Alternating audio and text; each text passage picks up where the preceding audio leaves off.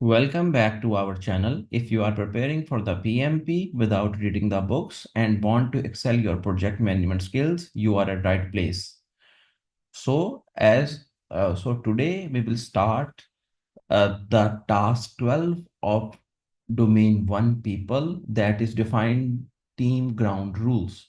As we are reaching towards the end of domain 1, so there are only two tasks after this task. So I think like people domain is very much in your control. So we'll start looking at task 12, define team ground rules. We will first see the definitions that are from the official PMP examination content outline given on the uh, given on the PMI official website. So task 12, define team ground rules. Communicate communicate organisation principle with teams and stake holders.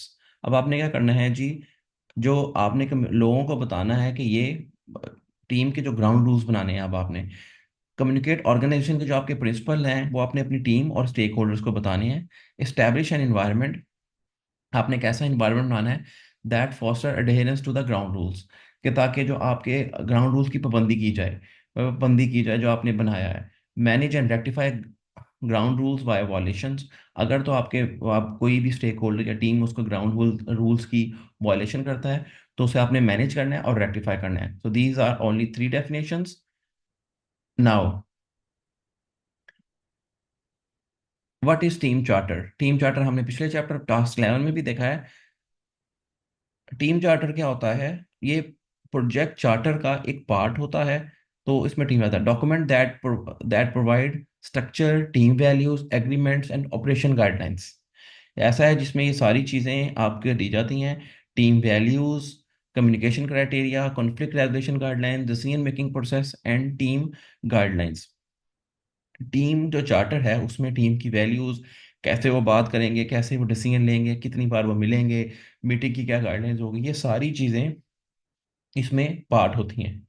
ठीक है जी। तो हम team charter, इसको team charter होते हैं।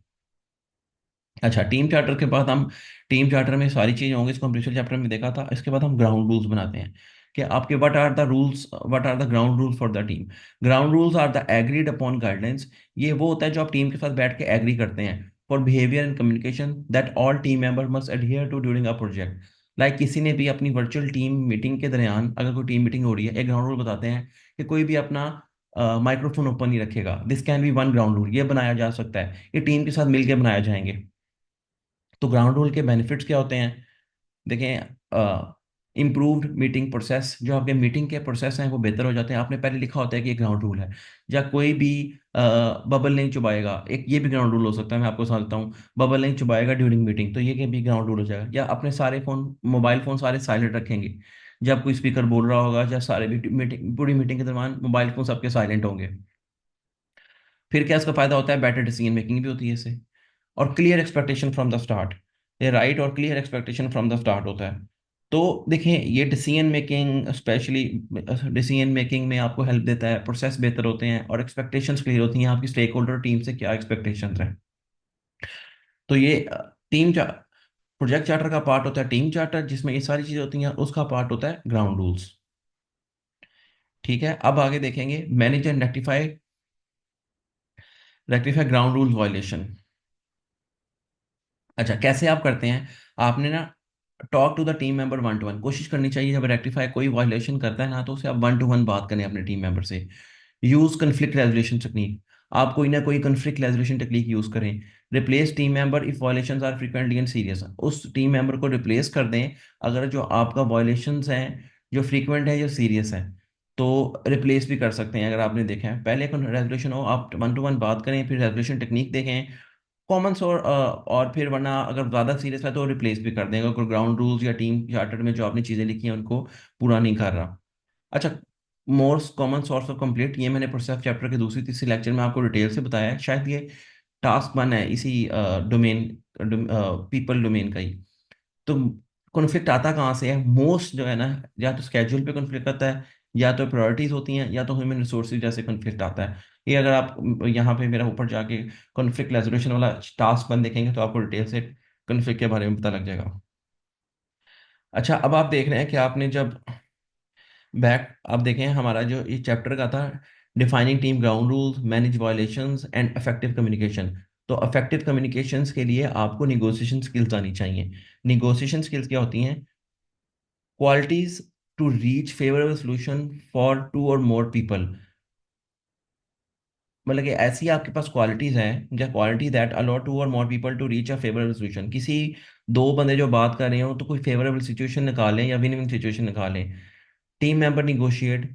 तो team member जब negotiate करते हैं तो हु विल डू व्हाट, उनकी रोल्स एंड रिस्पॉन्सिबिलिटी, कौन क्या करेगा ये बताया जाता है। निगोशिएट में ये किया जाता है, roles and responsibility. To define the priorities on the team assignment, priorities of team assignment की जाती हैं। What are the different deliverables and how they will be developed. मतलब कि डिलीवरेबल्स एंड डेवलपमेंट प्रोसेस भी निगोशिएशन स्किल का part होती हैं। तो what are the negotiation skills, वो मतलब कि ये क्वालिटीज हैं। To reach a favourable solution, rules and responsibilities, priority assignment, deliverable and development process. ठीक है। अब देखें, communicate organisation principle with stake holders.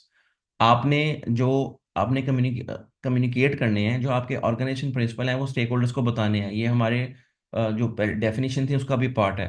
तो उसके लिए आप करेंगे स्ट्रेटजी फॉर अफेक्टिव, मतलब कि आपने ऐसी स्ट्रेटजी बनानी है कि अफेक्टिव स्टेक होल्डर कम्युनिकेशन की जाए। फिर planning, collecting and managing project information.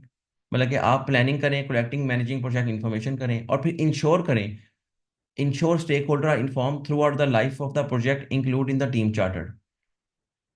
मतलब कि जो सारे स्टेक होल्डर्स को आपने इंश्योर करना है कि जो सारी आपकी जो कम्युनिकेशन स्ट्रेटजी जो आपने बनाई है पूरी, जो स्टेक होल्डर्स को बताए हैं, वो पूरे लोगों का कन्वे हो। किसमें? Via team charter. Team charter की कॉपी और ग्राउंड रूल की कॉपी सबके साथ कन्वे की जाए। ठीक है। टीम नॉर्म्स क्या होते हैं? What are the team norms?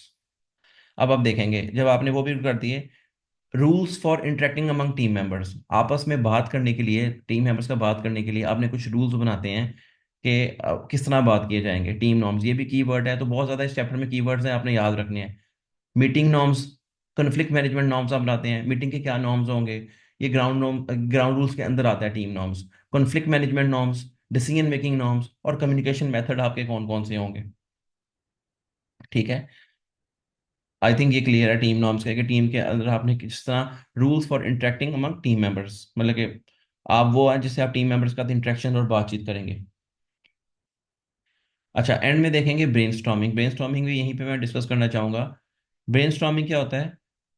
Facilitate session for generate ideas. आपको facilitate session for generate idea, ये फैसिलिटेट होता है, वो ब्रेनस्टॉर्मिंग सेशन कंडक्ट करवाता है, where group of stakeholders brainstorm करते हैं अबाउट कोई भी डाटा के बारे में, सोल्यूशन के बारे में, या आइडियाज के बारे में।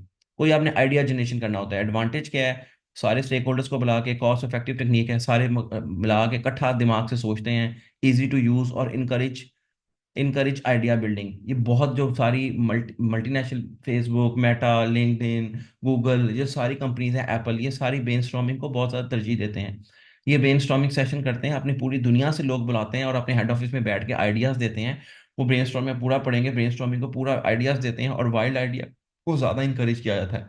जितने भी वाइल्ड आइडिया होते हैं उनको ज़्यादा इंकरेज किया जाता है, और ऐसे ही दुनिया के बेहतरीन दिमाग बैठते हैं तो आइडियाज आते हैं, और ये कंपनी हमेशा आपको टॉप सक्सेस पे रहती हैं। तो ये सबको अडॉप्ट करना चाहिए। ये बॉर्डिंग अच्छी टेक्निक है कि सारे मिलके बैठे हैं और एक दिमाग, एक किसी सोल्यूशन पे, या किसी सोल्यूशन के बारे में सोचें, या किसी आइडियाज दें, और किसी डाटा के बारे में ब्रेनस्टॉर्म कर सकते हैं। ठीक है। ये मैंने पहले दे दिया, मगर दोबारा बात करते हैं, एंड में दोबारा बताऊंगा, ये हमने बता दिया है। Managing ground rules violation. अच्छा, अब आप किस तरह मैनेज करेंगे ग्राउंड रूल वॉल्यूशन को? Ground rules are the part of team charter. आपको पता है, ऊपर बता चुका हूँ मैं, की पॉइंट्स थे, ये रिवीजन है किस्म की। टीम चार्टर के हैं, team charter should clearly state the procedure for violation. Team charter में जो क्लियरली लिखा होता है कि क्या प्रोसीजर होगा, वायलेशन का क्या होगा। Address violation promptly and professionally. आपने इसको अगर कोई वायलेशन होती है, बड़ी प्रॉम्प्टली और प्रोफेशनली इसको हैंडल करना है। फिर रिकमेंडेशंस क्या है? Have a one to one conversation with the team member. आप वन टू वन कन्वर्सेशन करें टीम मेंबर के साथ। कन्फ्लिक्ट रेजोल्यूशन टेक्निक यूज़ करें, जो हमने सारी वहाँ पे पढ़ी है, कन्फ्लिक्ट रेजोल्यूशन टास्क मैन में हम सारी पढ़ चुके हैं, वो टेक्निक यूज़ करें। Consider team member replacement for frequent serious violation. अगर बहुत ज़्यादा वायलेशन है और आपके आउट ऑफ कंट्रोल है प्रोजेक्ट मैनेजमेंट के, तो टीम मेंबर को रिप्लेस भी किया जा सकता है। So that's it. I will go through the keywords again. First team keyword is team charter. अब आपको आइडिया हो जाना चाहिए ये प्रोजेक्ट चार्टर का पार्ट होता है। देन ग्राउंड रूल्स उसका पार्ट होते हैं। फिर वायलेशंस कैसे हैं, निगोशिएशन की डेफिनेशन क्या है, कीवर्ड्स है इसमें। आपने जो रूल्स बनाए हैं वो पूरी ऑर्गेनाइजेशन में किस तरह आपने देने हैं, और टीम नॉर्म्स क्या हैं। Brainstorming is another very very important keyword, आपको बताना चाहिए कैसे क्या करती है। So that's it, that's all from this chapter. If you have any questions, DM me. You want slides, DM me. Must attempt now, the question answer series out, so you must आपको screen पे नजर आ जाएगी, वहां पे जाकर question answer apply करें और उनके आंसर्स कैनली की कम्युनिटी में जाके क्विज में आप देख सकते हैं। अब this domain one is ending, so you can see, यहाँ पे आपको लिंक आ रहा होगा और सेकंड और थर्ड डोमेन का, प्रोसेस डोमेन, और जो आपकी थर्ड डोमेन है that is business development. So happy learning.